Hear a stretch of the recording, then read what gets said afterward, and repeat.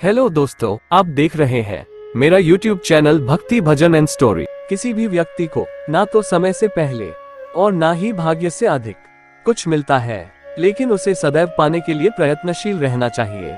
परिश्रम से बचने के लिए व्यक्ति को भाग्य और ईश्वर की इच्छा जैसे बहानों के बजाय चुनौतियों का सामना करना चाहिए। गीता में कहा गया है, कोई भी अपने कर्म से भाग नहीं सकता, कर्म का फल तो भुगतना ही पड़ता है। मनुष्य को अपने कर्मों के अच्छे और बुरे फल के विषय में सदैव सोचकर चिंताग्रस्त नहीं होना चाहिए। जो मनुष्य प्रतिदिन खाने, सोने और आमोद प्रमोद के कार्यों में लिप्त रहता है, वह नियमित तौर पर योगाभ्यास करके समस्त क्लेशों से छुटकारा पा सकता है। जब इंसान अपने काम में आनंद खोज लेते हैं, तब वे पूर्णता प्राप्त करते हैं। श्रीमद् भागवत गीता का मुख्य उद्देश्य मानव कल्याण करना है, इसलिए प्रत्येक मनुष्य को सदैव मानव कल्याण की ओर अग्रसरित रहना चाहिए। माफ करना और शांत रहना सीखिए, ऐसी ताकत बन जाओगे कि पहाड़ भी रास्ता देंगे। व्यक्ति को अपनी इंद्रियों को वश में रखने के लिए बुद्धि और मन को नियंत्रित रखना होगा। जो होने वाला है वो होकर ही रहता है, और जो नहीं होने वाला वह कभी नहीं होता। ऐसा निश्चय जिनकी बुद्धि में होता है, उन्हें चिंता कभी नहीं सताती है।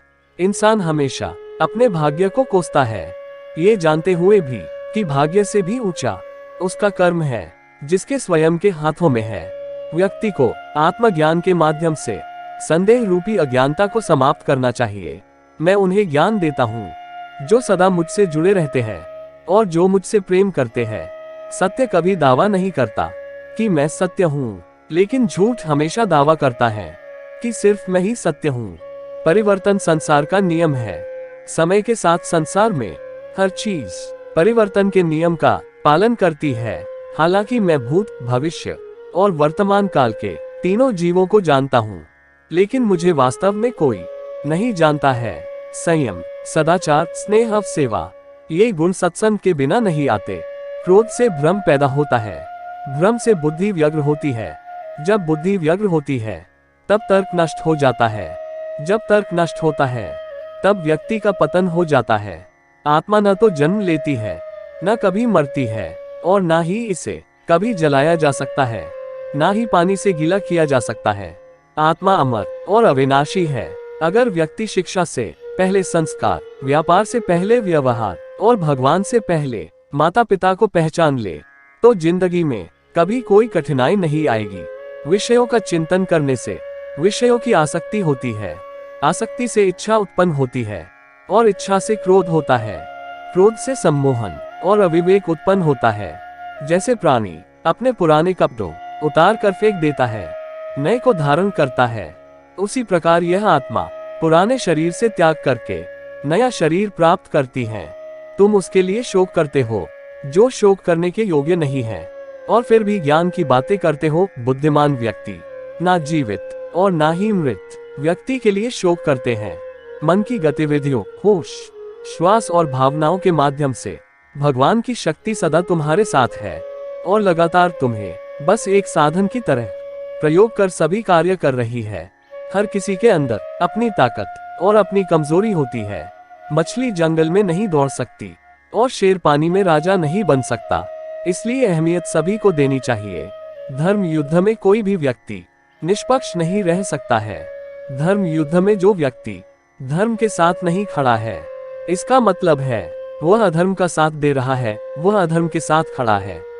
इस संपूर्ण संसार में कोई भी व्यक्ति महान नहीं जन्मा होता है, बल्कि उसके कर्म उसे महान बनाते हैं। जीवन में कभी गुस्सा या क्रोध ना करे, यह आपके जीवन को ध्वंस कर देगा। वासना, क्रोध और लालच नरक के 3 दरवाजे हैं। जो मनुष्य जिस देवता की विश्वास के साथ भक्ति करता है, मैं उस व्यक्ति को उसी देवता में दृढ़ता बढ़ा देता हूँ। सभी काम छोड़कर बस भगवान में पूर्ण रूप से समर्पित हो जाओ, मैं तुम्हें सभी पापों से मुक्त कर दूंगा। सज्जन व्यक्तियों को सदैव अच्छा व्यवहार करना चाहिए, क्योंकि इन्हीं के पद चिन्हों पर सामान्य व्यक्ति अपने रास्ते चुनता है। बुद्धिमान को अपनी चेतना को एकजुट करना चाहिए और फल के लिए इच्छा छोड़ देनी चाहिए। बुद्धिमान व्यक्ति कभी भी कामुक सुख में आनंद नहीं लेते हैं, वह सदैव मोक्ष की प्राप्ति में लगे रहते हैं।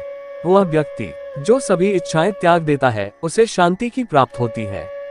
संपूर्ण संसार में जब अधर्म और पाप बढ़ता है तो मैं धर्म की पुनः स्थापना के लिए धरती पर अवतार लेता हूँ।